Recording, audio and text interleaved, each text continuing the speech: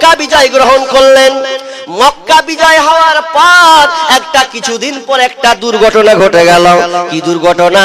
কুরাইশ বংশে, দামি কুরাইশ বংশের একজন মহিলা যার নাম ফাতেমা, তিনি যেন চুরি করে নিয়েছেন। আর চুরি করার পরে যেন সে ধরা খেয়েছে, প্রমাণ সাবুত সব যেন মজুদ আছে। এখন খবরটা কার কাছে গেল? বিশ্বনবীর কাছে খবরটা পৌঁছে গেছে। ও দয়ার নবী গো, আমাদের কুরাইশ বংশের উচ্চ বংশের দামি বংশের একটা মহিলা চুরি করে ধরা পড়েছে। এখন তো সবাই জানে কোরআনের বিধান হলো যদি সে চুরি করে নাই আর যদি প্রমাণ মজুদ থাকে, সাক্ষী মজুদ থাকে, তাহলে তার ডান হাতকে কেটে দিতে হবে। এবার সবাই তো দিশেহারা, উচ্চ বংশের মেয়ে, ভালো বংশের মেয়ে, কোনো কমা বংশের নয়, ভালো সম্মানীয় বংশ কুরাইশ বংশের মেয়ে ধরা পড়েছে। এটা কি কোনোভাবে কেসটাকে উল্টানো যায় নাকি? বিচারটা অন্যদিকে ঘুরানো যায় নাকি? বিশ্বনবীর কাছে যেতে কেন কেউ সাহস পাচ্ছে না? নবীকে কেমন করে বোঝায়, কি করে বলে? তখন কিছু লোক বলছে এক কাজ কর, আমরা কেউ যেতে পারবো না বিশ্বনবীর কাছে, তবে একজন পারবে। কে? তো উসামা বিন জায়েদকে দিয়ে আমরা এই কার্যকারিতা করব। উসামাকে বোঝানো হলো। উসামা এবার চলে গেলেন। কারণ উসামা কেন বলতে পারবে? কারণ উসামা হচ্ছে নাতি, আর জায়েদটা হচ্ছে আল্লাহ রাসূলের পালক পুত্র, আর সেই হিসাবে হচ্ছে নাতি। আর উসামাকে এত ভালোবাসতেন, আজকালকার দাদা নানা যেমন ভালোবাসে, ওই রকমই যেন উসামাকে খুবই ভালোবাসতেন, খুব আদর যত্ন করতেন। তো উসামাকে দিয়ে আমরা কাজটাকে কম্পেয়ার করে নিব, সমাধানে একটা নিয়ে আসবো। উসামা বলছে ঠিক আছে, গেলাম। যাওয়ার পর বিষ্ণু বলছেন ইয়া রাসূলুল্লাহ, ও দয়ার নবী গো, আমি আপনার কাছে কিছু কথা বলতে এসেছি। কি বলো? বলছে আমাদেরই তো বংশে, কুরাইশ বংশের, এটা তো মান সম্মানের ব্যাপার, ইজ্জতের ব্যাপার, এটা তো খুবই খারাপ বিষয়। অতএব কেসটাকে কি উল্টানো যায় না? তাকে কি মাফ করে দেওয়া যায় না? কোনো অন্য কিছু দিয়ে ফায়সালা কি করা যায় না? যখনই এই কথা বলা, উসামার আল্লাহ রাসূলের চোখ যেন লাল বরাবর হয়ে গেছে, লাল বর্ণের ধারণ করেছে। উসামা বুঝতে পারলো আল্লাহ রাসূল রাগান্বিত হয়ে গেছে। শুধু তাই নয়, উম্মু সালামাও যেন বলেছিল বিশ্বনবীকে, বিশ্বনবী বলেছিলেন উম্মু সালামা রে, আমি তোকে তালাক দিয়ে দেব, তুই এই ব্যাপারে কেন বলতে আসলি বল। এতটা কঠোর হয়েছিলেন। শুধু তাই নয়, মাগরিবের সময় উঠে গিয়ে জনগণের সম্মুখে বলে দিল ওয়ালাউ কানা বিনতে ফাতিমা, ও তোমরা শুনে নাও, এ তো ফাতেমা বংশের ফাতেমা হয়েছে, এই বংশের ফাতেমাকে বাদ দিয়ে যদি আমার নিজের মেয়ে ফাতেমা হতো, তবু আমার নিজের মেয়ের হাতটাকে আমি কেটে দিতাম। কোরআনের বিচার ফায়সালা কারো মাপ চলবে না। কোরআন যেভাবে বলেছে সেভাবে তার বিচার ফায়সালা হবে। তার মানে শাসক তুমি সক্রিয় থাকবে, ন্যায় পরায়ণতার সাথে তুমি বিচার ফায়সালা করবে। তাহলে তুমি যদি ন্যায় পরায়ণের সাথে বিচার ফায়সালা করো, তাহলে তুমি আরশের নিচে ছায়া পাবে। আর আজকে আমাদের বর্তমানের, আমাদের মুর্শিদাবাদের যত এলাকা, সর্দার, মরল, প্রধান, মেম্বার প্রধান, আপনারা বুঝেন? এদিকের লোক বুঝে? মেম্বার প্রধান, এরা এতটা বেলাইন চলে গেছে, একটু মাল টাকা পাবে, এইদিকে টাকা ভরে দাও 10,000, 20,000 এদিকে ভরে দাও, বাকিটা দেখে লিখি কোন দিকে কেস করছি। কি করা যায়? হাজি নেতা, এমন ন্যায় পরায়ণ নেতা। আমাকে মুর্শিদাবাদে যত মেম্বার প্রধান আছে, এদের এত খাসলত খারাপ যে এরা গরিবের পায়খানা শুধু খেলছে। কিছু বুঝলেন? গরিবের পায়খানা পর্যন্ত খেতে ছাড়ে না আমাদের মেম্বার প্রধানেরা। কথাটা বুঝলেন? পায়খানা খেতে ছাড়ে না মানে কি নোংরা।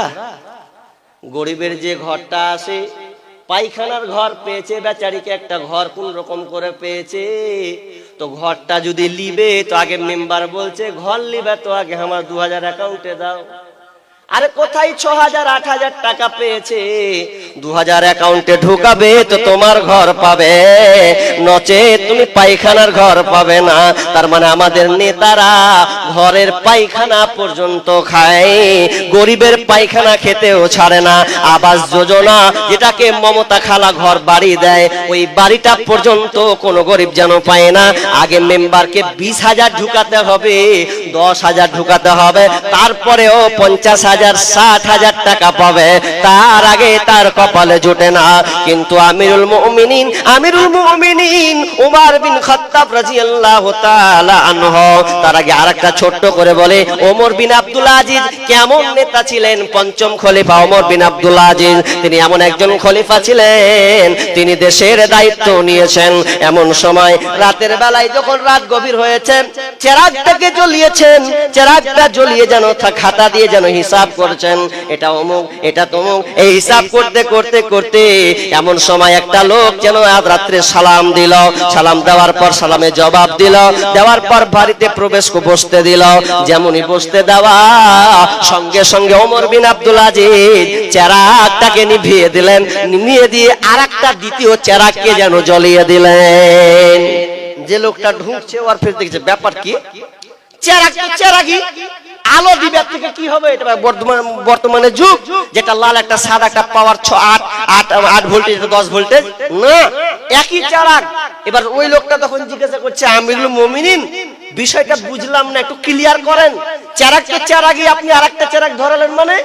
তখন ওমর বিন আব্দুল আজিজ বলছেন, ভাইয়া আমি যখন প্রথম চেরাগটা জ্বালাচ্ছিলাম, নেতা কাকে বলে দেখেন, প্রথম চেরাগ যখন আমি জ্বালাচ্ছিলাম আমি হিসাব করছিলাম বাইতুল মান, জনগণের টাকার হিসাব করছিলাম, এই জনগণের মাল টাকা আমি খাতাতে হিসাব করছিলাম।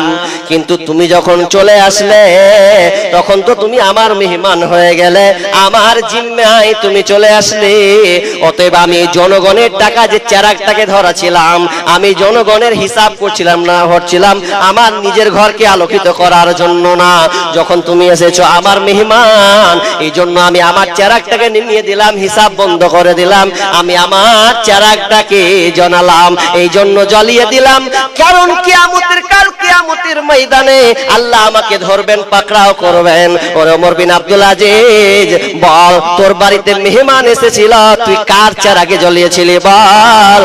সেদিন তো আল্লাহকে আমাকে হিসাব দিতে হবে, এই জন্য আমার ভয়ে কাজ করলো, আমি আমার ব্যক্তিগত টাকা থেকে আমি চেরাগটাকে জ্বালালাম, আমি জনগণের চেরাগটাকে বন্ধ করে দিলাম। তার মানে তারা কেমন নেতা ছিলেন, শুধু তাই নয়, ওমর রাদিয়াল্লাহু তাআলা আনহু বিদেশ থেকে যখন যুদ্ধ থেকে যখন তারা মাল পেয়েছে, আতর পেয়েছে, আতর পাওয়ার পর এবার সকলকে অনেক লোককে যেন খুঁজছেন, কে আছে আমার আতরটাকে যেন একটু সুন্দর করে ঢেলে ঢেলে মাপকাঠি দিয়ে সুন্দর করে যেন গোছালো করতে পারে, ভাগ যেন বন্টন করে দিতে পারে, কে এমন আছে বলো? এমন সময় আমিরুল মুমিনিন উমর রাদিয়াল্লাহু তাআলা নিজের বিবি উঠে দাঁড়িয়ে বলছেন, আমিরুল মুমিনিন আপনি আমাকে দায়িত্বটা দেন, আমি সুন্দর সহিত আপনার আতরগুলোকে আমি ছোট ছোট শিশির মধ্যে ভরে দেব, কোনো অসুবিধা হবে না।